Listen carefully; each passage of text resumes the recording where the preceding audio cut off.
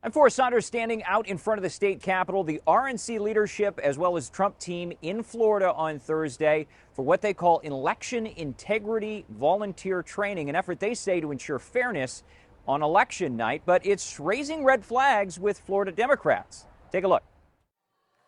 The Republican National Committee leadership in Tampa Thursday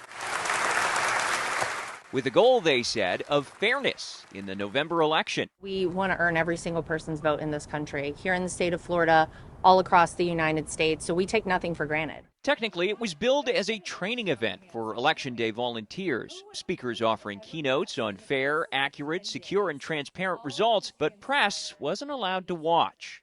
You explain why exactly we can't see the training as well? Yeah, look, and we'll be more than happy to get some of the conversation with you offline in terms of what the training is. I think just in terms of the people who show up to volunteer for it, to be able to go through that training, don't want to necessarily have to have that on air. But it comes as the GOP's candidate, former President Donald Trump, keeps saying stuff like this about the last election, which he lost. That was a rigged election, and it's a shame that we had to go through it. It's very bad for our country. All over the world, they looked at it. Trump's claims of fraud resulted in at least 62 lawsuits and defeats in all but one, which just gave the Trump team a small victory on ballot curing in Pennsylvania, but didn't change the results.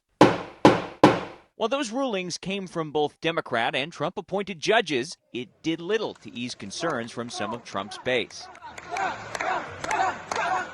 Those at the Thursday event telling us it wasn't about the past, but the future. If you look at our elections, we test our machines before and after, and I trust the process that we put in place in the state of Florida. Even so, the event itself raising red flags for Florida Democrats. I'll take you back to 2020 when our very governor said that Florida was the gold standard for elections in this country. That's the Florida House Minority Leader, Rep. Fentress Driscoll. In a press call, she voiced concerns that events like Thursday's were more about an effort to spread fear and disinformation to voters than to actually help them. What this suggests to me, this move by the RNC and Trump, is that they're already trying to lay down a case to question election results should and when Vice President Harris wins this November. The last time a Democratic presidential candidate won Florida was President Barack Obama in 2012. And since then, the GOP-controlled legislature here has made changes for voter integrity.